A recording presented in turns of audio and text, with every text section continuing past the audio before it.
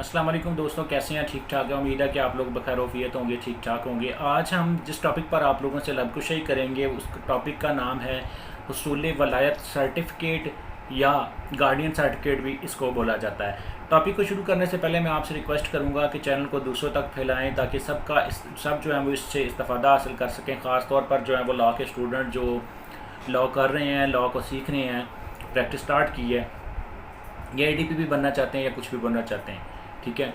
और मेरी मुझसे बात करना चाहते हैं, मेरा नंबर डिस्क्रिप्शन में मौजूद है। मुझे टेक्स्ट कर सकते हैं, व्हाट्सएप पर कॉल कर सकते हैं, इसके अलावा मैसेज कर सकते हैं। फेसबुक पर मुझे तैयब अज़हर एडवोकेट के नाम से मेरा पेज मौजूद है, उसको सर्च कर सकते हैं।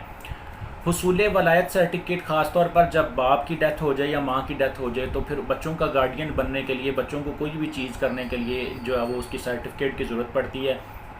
मैक्सिमम 1.5 से 2 माह में आप ये सर्टिफिकेट बनवा सकते हैं। अगर तो मरने वाले की कोई प्रॉपर्टी हो और वो बच्चों के नाम ट्रांसफ़र हो चुकी हो तो उस प्रॉपर्टी के लिए जो है वो हुसूल वलायत गार्डियन सर्टिफिकेट जो है वो लिया जाता है। उसके लिए बच्चों के दादा दादी या नाना नानी में से किसी एक को बतौर विटनेस पेश कर दिया जाए तो बहुत अच्छी बात है। अगर नहीं भी पेश करें तो बाप को आमतौर पर जो है वो, माँ को आमतौर पर, वो नेचुरल गार्डियन होते हैं, उनको बना ही दिया जाता है।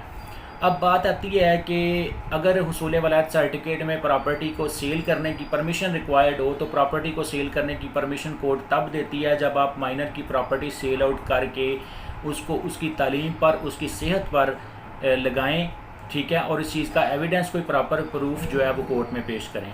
या फिर कोर्ट इस तरह का कोई ना कोई सिस्टम करती है कि आप एक प्रॉपर्टी आप सेल करना चाहते हैं तो उसके अल्टरनेट प्रॉपर्टी जो है वो किसी सॉलिड रीज़न की वजह से कि वहाँ पर पानी नहीं पहुँच पा रहा, अगर एग्रीकल्चर लैंड है, या रेंट जो है उस प्रॉपर्टी की वैल्यू ठीक है लेकिन वहाँ पे लोकेशन अच्छी ना होने की वजह से कोई जो है वो रेंट पे भी उसको नहीं ले रहा, शॉप को रेंट पे नहीं ले रहा, घर को रेंट पे नहीं ले रहा, तो फिर आप इस सूरत में को with permission of the guardian जज ऑफ द जो है वो उसकी परमिशन के साथ आप बच्चे की प्रॉपर्टी सेल करके उसके नाम पे आगे कोई और प्रॉपर्टी लगाएंगे तो आपको प्रॉपर्टी परमिशन होगी सेल आउट करने की।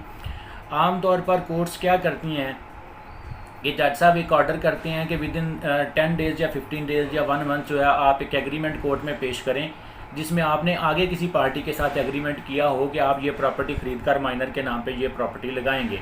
मसलन गली नंबर 10 में से ख़रीद कर गली नंबर 15 में कौन सी प्रॉपर्टी माइनर के नाम पर लगाएंगे, वो एग्रीमेंट साथ में लगाना पड़ेगा, फिर परमिशन मिलेगी प्रॉपर्टी को सेल आउट करने की। हाँ, अब situation some time situation different होती है। कोई पुप्पो यूके में होती है, कोई जर्मनी में होती है, कोई स्पेन में होती है, ठीक है। तो माँ और बाप तो पाकिस्तान में मौजूद होते हैं। पुप्पो को गार्डियन बनाने का मकसद होता है तो माँ और बाप दोनों का स्टेटमेंट कोर्ट में होना होता है लाजमी। उनकी परमिशन रिक्वायर्ड होती है कि वो बच्चे के वो आला तालीम के लिए पुप्पो को गार्डियन बनने देना चाहते हैं, उन दोनों को कोई इतराज़ नहीं है, और उसके बाद पुप्पो जो है वो बच्चों को बाहर ले जा सकती है। इसी तरह अगर माँ और बाप की अलहदगी हो जाए और बाप बच्चे को बाहर लेके जाना चाहिए, अपने साथ उम्रा के लिए लेके जाना चाहिए, तो with permission of the court after submitting bond जो है वो श्योरिटी बॉन्ड कोर्ट में सबमिट करने के बाद बाप जो है वो बच्चों को बाहर जो है वो लेके जा सकता है उम्रा करवाने के लिए, विज़िट पे, ठीक है, अगस्त में, जून जुलाई में, छुट्टियों में, जब भी वो लेकर जाना चाहे।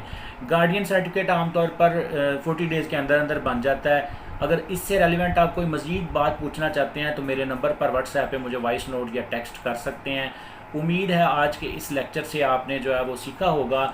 और लास्ट पे हम बता देते हैं कि इसके लिए कौन से जो डॉक्यूमेंट रिक्वायर्ड हैं। अगर फादर या मदर की डेथ हुई है, डेथ सर्टिफिकेट रिक्वायर्ड है, बच्चों का बेफार्म रिक्वायर्ड है। इसके अलावा मज़ीद कोई नियरेस्ट रिलेटिव्स होते हैं जिसमें दादा दादी है, नाना नानी है, उनकी एविडेंस रिक्वायर्ड है।